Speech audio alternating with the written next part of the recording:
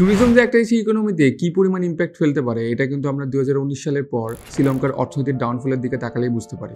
এই বিষয়টা আমাদের কাছে আরো ক্লিয়ার হয় 2022 সালে কাতার বিশ্বকাপের মধ্য দিয়ে। কাতার 2022 সালে $220 বিলিয়ন খরচ করে এই ফুটবল বিশ্বকাপ হোস্ট করার জন্য। এই হোস্ট করার পিছনে তাদের মেইন গোলগুলোর মধ্যে একটা কিন্তু ছিল তাদের ট্যুরিজম সেক্টরটাকে প্রমোট করা, যেটা তারা খুব সাকসেসফুলি করতে পেরেছে। এই ট্যুরিজম সেক্টর কিভাবে একটা দেশের অর্থনীতির একটা বড় হাতিয়ার হতে পারে জানবো আজকের ভিডিওতে। So without further any delay, let's jump into the video. We are working now very closely with our trade partners, tour operators and travel agents.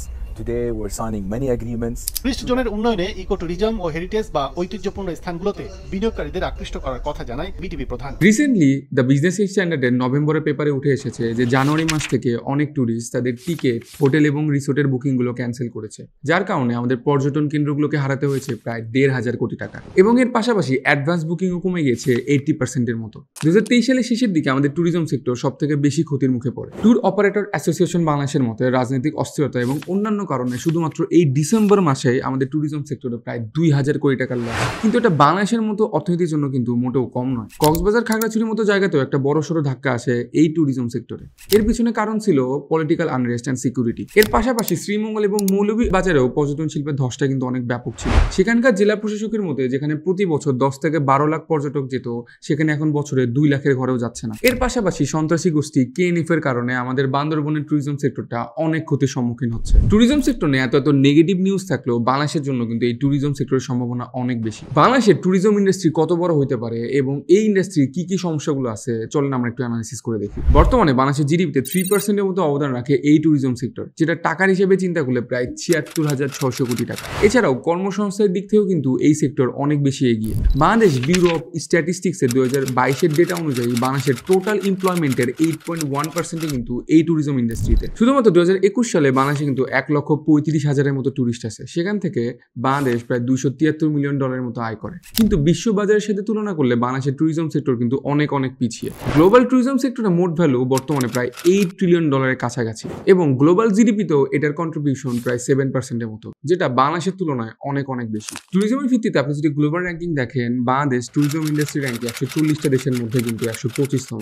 শুনতে খারাপ লাগলেও শ্রীলঙ্কা, মালদ্বীপ, থাইল্যান্ডের মতো আরো অনেক সাউথ ইস্ট এশিয়ান দেশগুলো কিন্তু বাংলাদেশের থেকে অনেক উপরে। শুধুমাত্র এই সাউথ ইস্ট এশিয়ান দেশগুলোতে বছরে প্রায় $160 বিলিয়ন রেভিনিউ জেনারেট করে এই ট্যুরিজম সেক্টর থেকে, যার 80% কিন্তু আসে ইন্ডিয়া, ইন্দোনেশিয়া, মালদ্বীপ এবং থাইল্যান্ডের মতো দেশগুলো থেকে। এই দেশগুলোর ফরেন রিজার্ভের একটা অনেক বড় অংশ তারা আয় করে এই ট্যুরিজম সেক্টর থেকে। পাশের দেশ শ্রীলঙ্কা এবং ইন্ডিয়ার কথা যদি ধরেন, 2023 সালে শ্রীলঙ্কাতে প্রায় 15 লাখেরও বেশি ফরেন ট্যুরিস্ট আছে, যেটা তাদের টোটাল ট্যুরিজমের 85% মতো। কিন্তু বাংলাদেশের ক্ষেত্রে যদি আমি আসি, বাংলাদেশে ফরেন ট্যুরিস্ট প্রায় নেই বললে চলে। আমাদের টোটাল ট্যুরিজমের 85%ই হচ্ছে নন রেসিডেন্ট বাংলাদেশি এবং আমাদের লোকাল ট্যুরিস্ট। তাহলে কথা হচ্ছে বাংলাদেশের ট্যুরিজম সেক্টরের মূল সমস্যাটা আসলে কোথায়? বড়দাকে চিন্তা করলে এর সমস্যা হচ্ছে মূলত দুইটা। প্রথমটা হচ্ছে lack of proper securities and সেকেন্ডটা হচ্ছে আন্ডার ডেভেলপ ইনফ্রাস্ট্রাকচার। কোনো বিদেশি পর্যটক যখন বাংলাদেশে আসে তার জন্য কিন্তু নিরাপত্তা অনেক বড় একটা ফ্যাক্টর হয়ে দাঁড়ায়। বিশেষ করে আপনি যদি বাংলাদেশের মেরিন এরিয়াগুলোতে যান, যেমন কক্সবাজার, সেন্ট মার্টিন, সেখানে কিন্তু এরকম হয়রানির শিকার হওয়া কোনো নতুন ঘটনা না। কক্সবাজারে বিদেশি পর্যটকদের থেকে অতিরিক্ত অর্থ চাওয়া এবং নানা রকম হয়রানির খবর কিন্তু আমরা হরহামেশাই শুনে থাকি। এমনকি কক্সবাজারে লাইফ গার্ডের মতো ক্রুশিয়াল একটা রোলকেও তারা খুব একটা বেশি গুরুত্ব দেয় না। ট্যুরিজমের জন্য বিখ্যাত চিটাগাং হিল ট্র্যাক্স এরিয়াগুলোতে KNF সহ অন্যান্য সন্ত্রাসী সংগঠনগুলোর ক্রিমিনাল অ্যাক্টিভিটির কারণে সেখানে US স্টেট লেভেল 3 অ্যালার্ট দিয়েছে। নিরাপত্তার পরে আমাদের ট্যুরিজম সেক্টরে সবচেয়ে বড় প্রবলেমটা হচ্ছে ট্রান্সপোর্টেশন এন্ড অ্যাকোমোডেশন। পর্যাপ্ত পরিমাণ হোটেলের সুবিধা এবং প্রপার ইনফ্রাস্ট্রাকচার না থাকার কারণে ফরেন ট্যুরিস্টরা কিন্তু ভালো একটা অভিজ্ঞতা থেকে বঞ্চিত হয়, যার কারণে তারা বাংলাদেশের ট্যুরিজম সেক্টর নিয়ে কিন্তু খুব একটা বেশি আগ্রহী না। বিজনেস পোস্টের একটা রিপোর্টে উঠে এসেছে রাঙামাটি, সাজেক এবং কক্সবাজারের মতো জায়গাগুলোতে পর্যাপ্ত পরিমাণ হোটেল না পেয়ে পর্যটকরা কিন্তু অনেক সময় খোলা আকাশের নিচে তাদের রাত্রি যাপন করেছে। এর বাইরেও রয়েছে ট্রান্সপোর্টেশন ইস্যু।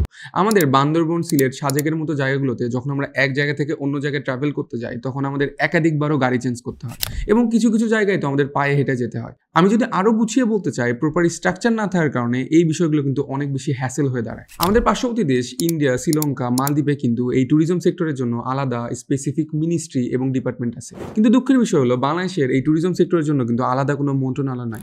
বাংলাদেশের ট্যুরিজম কেবলমাত্র সিভিল অ্যাভিয়েশন মিনিস্ট্রির একটা অংশ। 2023-24 অর্থ বছরের বাজেটে এই মন্ত্রণালয়ের জন্য প্রায় 6,500 কোটি টাকা বরাদ্দ থাকলেও এর 80% কিন্তু চলে যায় বিমান পরিবহনের অংশে।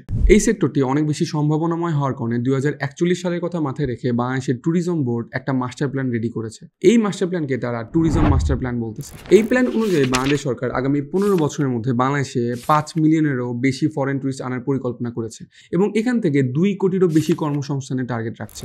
শুধু কিন্তু সেটাই না, বাংলাদেশ সরকার ইনফ্রাস্ট্রাকচার ডেভেলপমেন্টে প্রায় $150 মিলিয়ন মতো খরচ করবে। এখন দেখার বাকি থাকলো গ্লোবাল ট্যুরিজম ইন্ডাস্ট্রিতে বাংলাদেশের অবস্থান শেষমেশ কোথায় গিয়ে দাঁড়ায়। And the most important part is বাংলাদেশের ট্যুরিজম সেক্টরকে আপনি আসলে কিভাবে দেখেন, অবশ্যই আমাদের কমেন্টে জানাবেন। This is Samila Sadat from fintech.